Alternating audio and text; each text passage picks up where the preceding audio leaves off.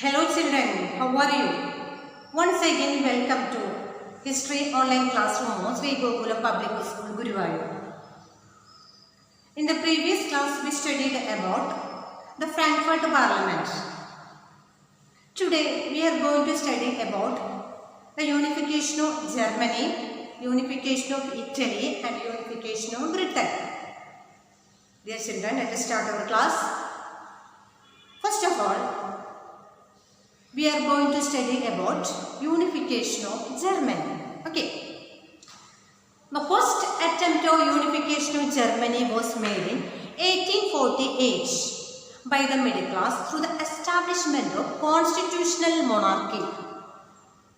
But it was a failure. It was suppressed by the combined efforts of monarchy, military and jungles. Jungles means large landowners. The first attempt at unification Germany was a failure. The second initiative was taken by the Prussia and its chief minister Otto von Bismarck. Who was Otto von Bismarck? Otto von Bismarck was the chief minister of Prussia. He was the architect of the unification process of Germany. He followed the policy of blood and iron. He carried out of this process with the help of Prussian army and bureaucracy. He held 3 wars over 7 years with the Denmark, Austria and France and ended in Prussian victory in 1871. So who was Otto von Bismarck? Otto von Bismarck was the architect of the unification process of Germany. He was the chief minister of the Germany. What was the policy adopted by the Otto von Bismarck? Blood and iron. So in 1871, the unification process was completed. In 1871, William I was proclaimed as the Emperor of Germany. But on 18th January 1871, a ceremony held at Versailles, Kaiser William I was declared as or proclaimed as the Emperor of the Germany. Dear students, tell me about the unification of Germany. The first attempt at unification of Germany was a failure. The second initiative or second attempt was taken by the Prussia and its chief minister Otto von Bismarck. Who was Otto von Bismarck? He was the architect of unification process of Germany and chief minister of Prussia, not Germany. Okay, Otto von Bismarck was the chief minister of Prussia. He followed blood and iron policy. He faced 3 wars over 7 years with Austria, Denmark and France and ended in Prussian victory in 1871.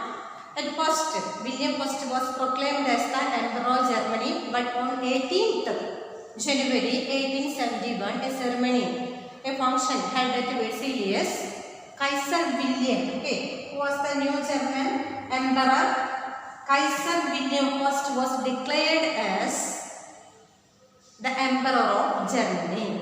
This was the unification of Germany. Dear students, what happened in Germany after the unification? Or what were the measures adopted by the Germany after the unification? The nation building process in Germany had demonstrated the dominance of Prussian state power. Now the state was emphasized on modernizing currency, banking, legal and judicial system. The Prussian measures and practices became model for the rest of the Germany. So what were the measures adopted by the Germany after the unification? Dominance of Prussian state power, modernizing currency, banking, legal and judicial system. Prussian measures and practices became model for the rest of the Germany.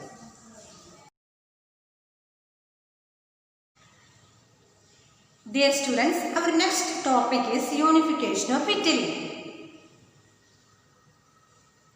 Italians were scattered over several dynastic states as well as multinational Habsburg Empire. Okay. Italians were scattered over several dynastic states as well as multinational Habsburg Empire. During the middle of the 19th century, Italy was divided into 7 states. Okay, Italy was divided into how many states? 7 states, of which only Sardinia Piedmont was ruled by the Italian princely house. Okay, only Sardinia Piedmont. Here is the Sardinia Piedmont. Sardinia Piedmont was ruled by the Italian princely house. The north of the Italy was under the domination of Austrian Habsburgs. Okay, the north of the Italy was under the control of Austrian Habsburgs. The center part of Italy was ruled by the Pope. The southern regions were under the domination of Bourbon kings of Spain. Okay, so the north was under the control of Austrian Habsburgs. The center part of the Italy was ruled by the Pope. And southern regions were under the control of Bourbon kings of Spain. During the 1830s, Giuseppe Mazzini made efforts to unify the Italy by forming a secret society known as Young Italy that we studied. But it was a failure. This led to the king of Sardinia Piedmont, Victor Emmanuel II, taking responsibility to unify the Italian states through the war. So who was the king of Sardinia Piedmont? Victor Emmanuel II. So in 1858, Victor Emmanuel II taking the responsibility to unify the Italian states through the war. In this task, in this process, he was assisted by his chief minister Cavour. So who was Cavour? Cavour was the chief minister of Victor Emmanuel II. Cavour was convinced that Italy would never be able to unify without external help. Okay. He was convinced that Italy would never be able to independent herself without the external help. So, through a tactful diplomatic alliance with France, he defeated the Austrian forces in the north, and the northern Italy was added to the Sardinia Piedmont. Okay, now the northern Italy was added to the Sardinia Piedmont. Chief Minister Cavour, through the diplomatic alliance with France, defeated the Austrian Habsburgs and Austrian forces and added the northern Italy to the Sardinia Piedmont. The central part of Italy was ruled by the Pope, was untouched. Okay, the central part of the Italy ruled by the Pope was untouched. This was the church state. So this part was untouched. Dear students, our next person, Giuseppe Garibaldi. Giuseppe Garibaldi, with his armed volunteers, also joined these efforts. They formed an organization was known as Red Shirt. So what was Red Shirt? Giuseppe Garibaldi, with his armed volunteers, formed an organization was known as Red Shirt. In 1816, they marched into South Italy and the Kingdom of the Two Sicilies and succeeded in winning with the help of local peasants and defeated the Spanish rulers and freed the Italian states from the Bourbon dynasty or Bourbon kings. In 1861, after the unification process, King Victor Emmanuel II was proclaimed as the ruler of United Italy. Okay, this was the unification of Italy. Dear children, who were the important personalities related to the unification of Italy? First one, Giuseppe Mazzini, then Victor Emmanuel II, His chief minister were Giuseppe Garibaldi.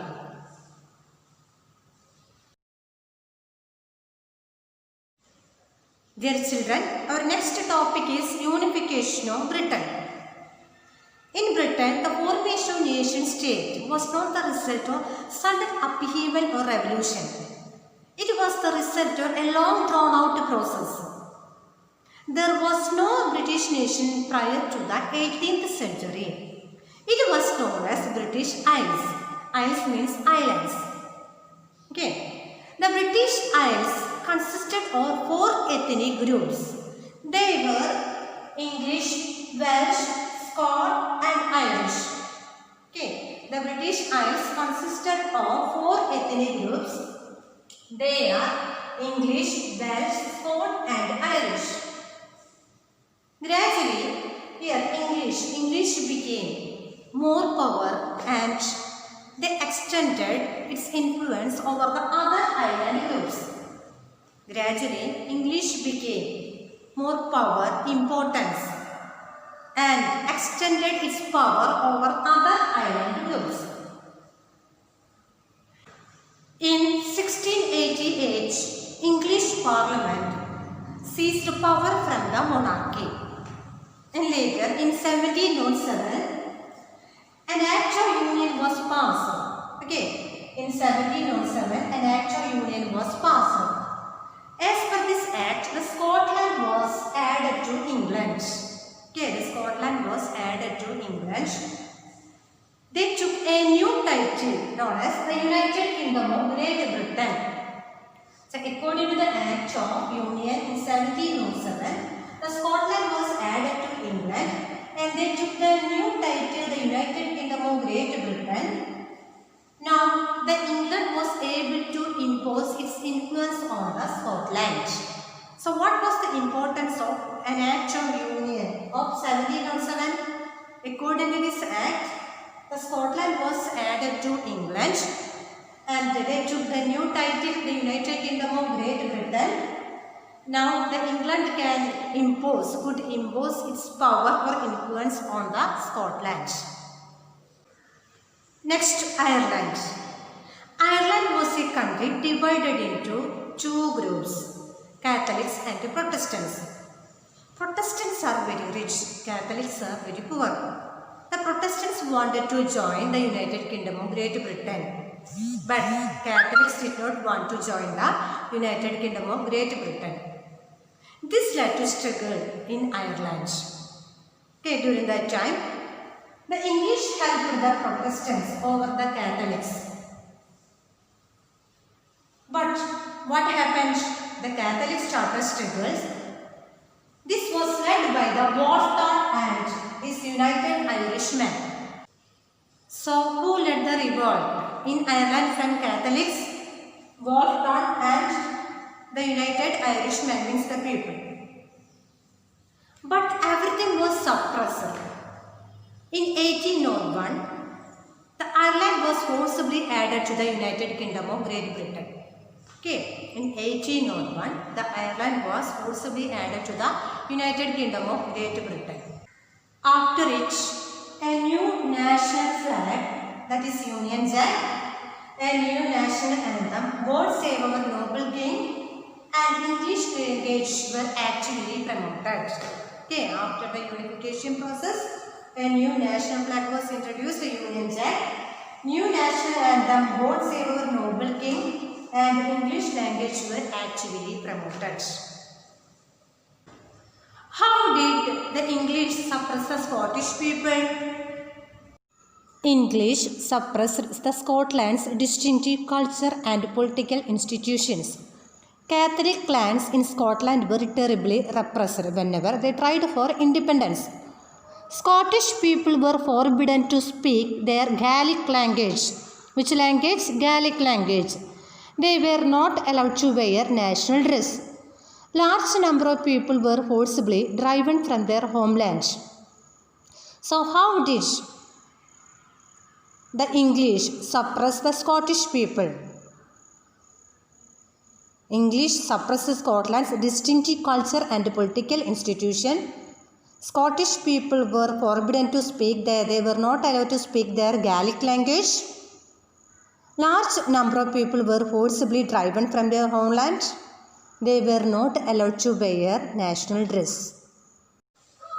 Dear students, now we studied about the unification of Britain. The British Isles consisted of 4 ethnic groups. They were the English, Welsh, Scot and Irish. Here the English became more power and they tried to dominate the other isles. And these isles were forcibly joined into the United Kingdom of Great Britain. Dear students, I would like to wind up this session.